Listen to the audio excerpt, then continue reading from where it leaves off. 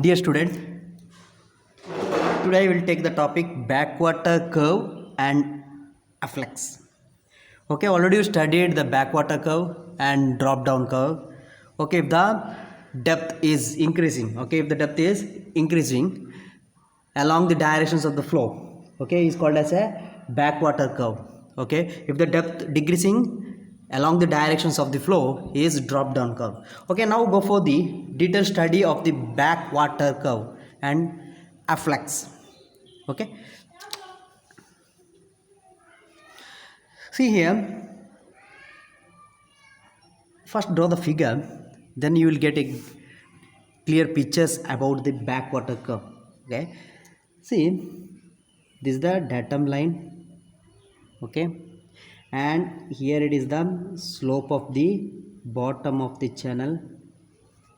Okay, this is the datum line.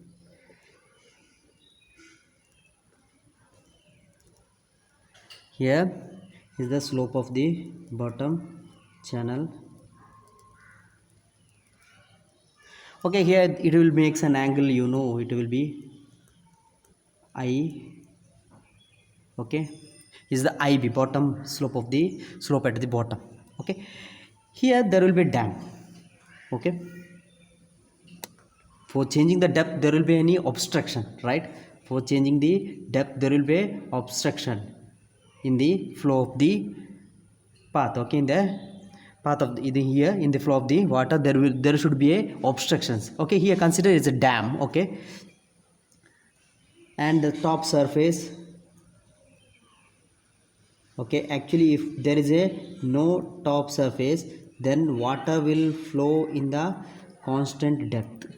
Okay, water will flow in the constant depth. If there is a, just assume there will be no dam. Okay, what happen, the water flow in a constant depth. Okay, if the dam, okay, is at the in the flow path, what happen, the depth of the flow is goes on increasing. Okay, depth of the flow is goes on increasing. Okay, this is the change in depth. Okay, here it will be the h1, take it as h1. Okay, at the previous, at the section 1 okay, at the section you take it as a h1, and here is the bottom of the channel is bed. Okay, and here the final depth after the at the maximum depth is h2. Okay, here it is the dam. Okay, check the figure here. The backwater curve and afflux means here the consider the flow over a dam as shown in figure. On the upstream side of the dam, the depth of water will be rising. Okay, depth of the water will be rising in the upstream side. Okay, if there had not be any obstruction, if there will be no any obstruction, what happen, the depth of the water will maintain constant. Okay, the depth of the water would have been constant. Okay, as shown by the dotted line. Okay, if there will be no obstruction in the path, okay, in the path, what the depth of the flow will be maintained constant. Okay, is shown in the dotted line. Okay, this is the depth. Okay, due to obstruction the water level rises and it has maximum depth. Okay, due to the water level the depth of the water will be rises and it has a maximum depth from the bed at the some section. Okay, at some section means after this dam. Okay, in the upstream side there will be a maximum depth. Okay, see here this figure, here the h1. Okay, h1 is the depth of water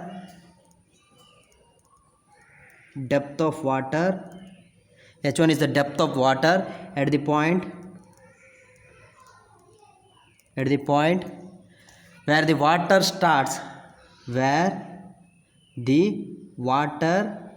starts rising up. Okay, h1 is the depth of water at the point where the water starts rising up. Okay, water is started up to here, the water will be the same depth. Okay, it's maintaining uniform flow. Okay, up to here section, then afterwards it's going to start rising of the water, rising of the water depth. Okay, this depth is called as h1. Okay, now h2, maximum height, maximum height, maximum height of rising water, of rising water from bed. Okay, is the maximum height. See, this is the maximum height. Okay, maximum height of the rising water from bed. Okay, now this difference of this h2 minus h1, okay, h2 minus h1 is called as a afflux. Okay, is called as a afflux.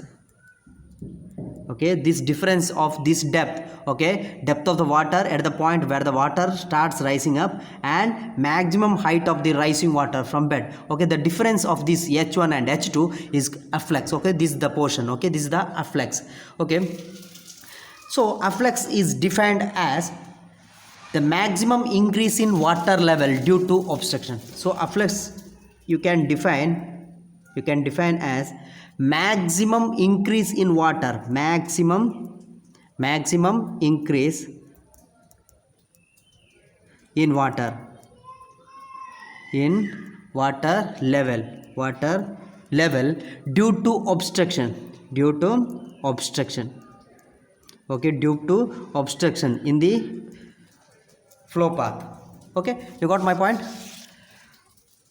The profile of the rising water on the upstream side of the dam is called as a backwater curve. Okay, the profile of the rising water, the profile of the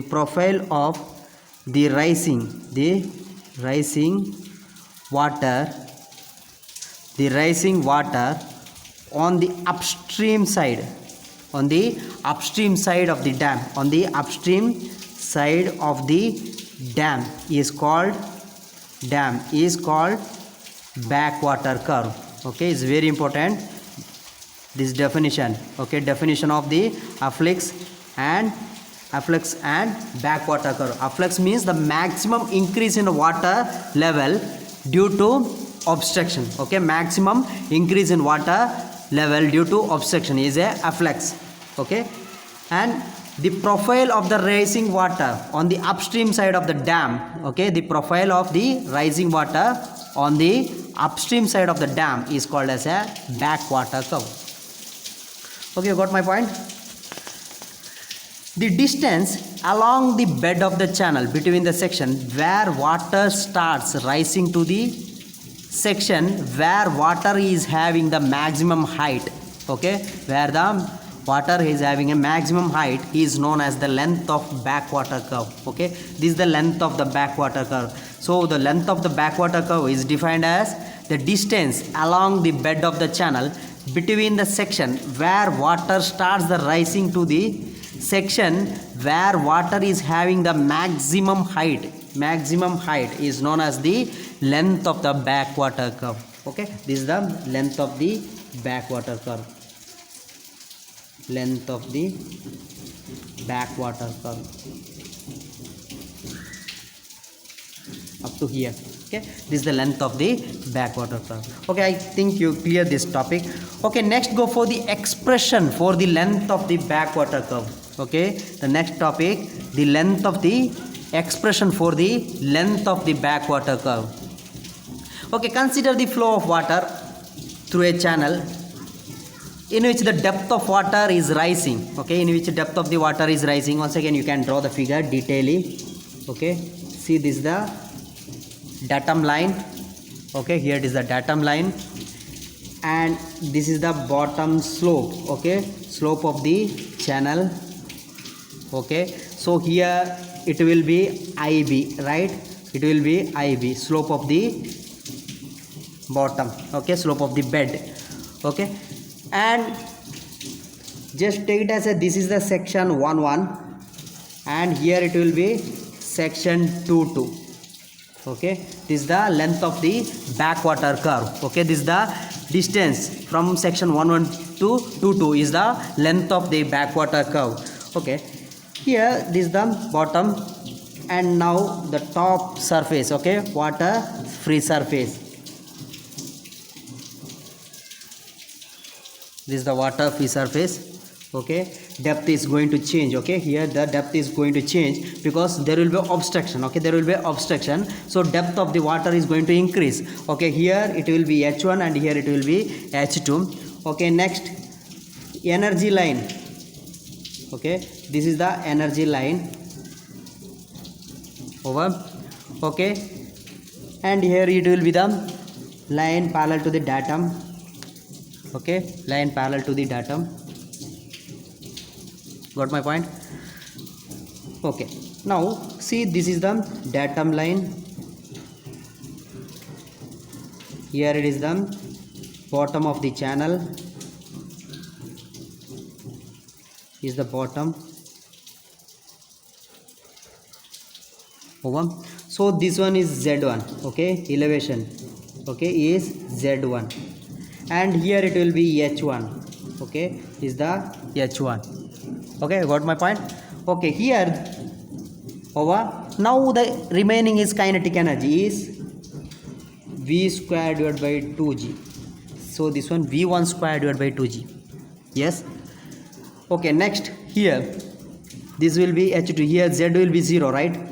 Here the datum line and the slope of this bed slope is coincide. Okay, so here Z will be 0 and H2, and here it will be V2 square divided by 2g energy. Okay, kinetic energy, and this one will be the head loss. Okay, this one will be the head loss due to the friction. Okay, there will be head loss. Okay, this the remaining portion, this is the head loss. Okay, you got my point? Okay, consider the flow of water through a channel in which depth of water is rising. As shown in figure, means depth is going on increasing. Okay, from the section 11 and 22. Okay, this distance from the section 11 to 22 is represents the length of the backwater curve. Okay, from here to here it shown is the length of backwater curve. Okay, is the length of the backwater curve. Okay, got my point? Okay, now the term V1, V2 and IB, IE and L. Okay, the first one V1, the velocity of flow is the velocity of flow at section 11. Okay, V2 is the same thing, velocity of flow at section 22. Yes, IB is the bed slope. See, this is the IB is the bed slope, and this is the IE. Okay, here it will be I is the energy line slope. Okay, energy line slope, because this is the energy line. Okay, here it is the energy line. Okay, and here is the water surface. Okay, got my point? Okay, IB is the bed slope. IE is the energy line slope. Okay, is the energy line slope. Okay, L is the length of backwater curve. Okay, L is the length of the backwater curve. Okay, got my point? Okay, now apply the Bernoulli's equation at section 11 and 22. Apply the Bernoulli's equation. You know the energy equation, total energy equation, right? Total energy equation. If there is any loss, what happens? The energy will be at section 11 and 22 will be equal, right? Energy at the section 11 and 22 are equal.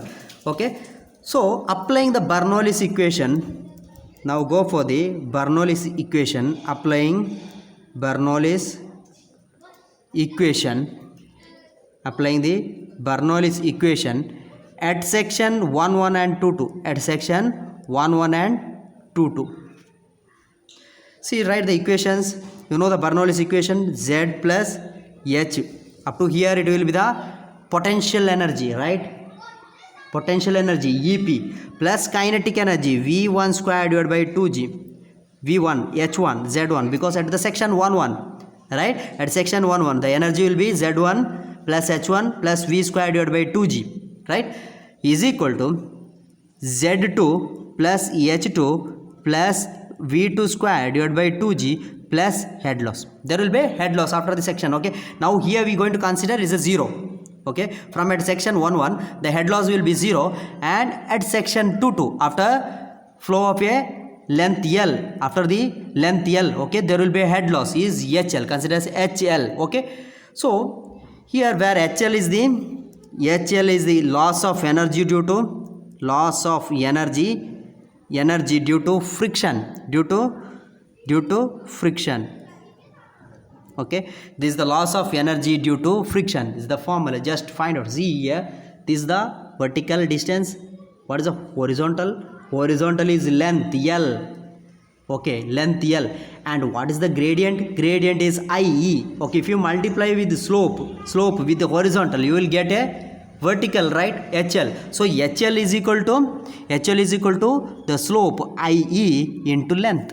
So you will get the vertical distance HL you got, right? So head loss you got in terms of this length and energy slope, okay? So next go for another one thing. See the figure, the datum line passing through the bed at the channel section 22. You got my point. This datum line is passing the section at 22, right? See, bed slope is passing bed slope at section 22. So what happens? Z becomes 0, right? Z is equal to 0. So Z2 is equal to 0 at here. So the Z at the section 22 is 0. So next go for simplify the equation. Equation 1 become, you know, Z1, okay, Z1 is there, H1 is there, V1 square divided by 2G over is equal to Z2 is 0 plus V2 square divided by 2G, plus next what is the remaining, next is HL, head loss is L into I into E. Yes, you got my point. So from figure, what is the Z1? Just check it. From figure, Z1, this vertical distance is equal to this slope into horizontal distance. You got my point? Okay, this is the slope IB. It makes an vertical distance Z1. So IB into length, you will get the Z1, right? So Z1 is equal to IB into L. Yes, right? So the equation, once again you can simplify this equation. Instead of Z1 you can write L into IB plus H1 plus V1 square divided by 2G is equal to V2 square divided by 2G plus L into IE. Okay, 0. Okay, here we made mistake. There will be one term is missing, is H2. Yes, H2 is there, right? Z1 is 0, but H2 is there. So H2 plus V2 square divided by 2G plus L into IE. Okay, next simplify this. L into IB minus L into IE is equal to H2 plus V2 square divided by 2G minus H1 plus V1 square divided by 2G. Yes, you got my point. LIB minus LIE. Okay, this L is common term. IB minus IE is equal to H2 plus V2 square divided by 2G is E2, specific energy at section 22, minus specific energy at section 11, right? This is the at E1. You got my point? So already you know E2 is equal to H2 plus V2 square divided by 2G, and E1 is equal to H1 plus V1 square divided by 2G. Yes, substitute here, you will get E2 minus E1. Okay, So next, the length of the, you want the expression for the length of the backwater curve. Okay, so length L is equal to E2 minus E1 divided by IB minus IE. Yes, this is the final expressions for the length of the backwater curve. Okay, here equation is used to calculate the length of the backwater curve. Okay, you got my point. The value of IE, the value of IE is the slope of the energy line.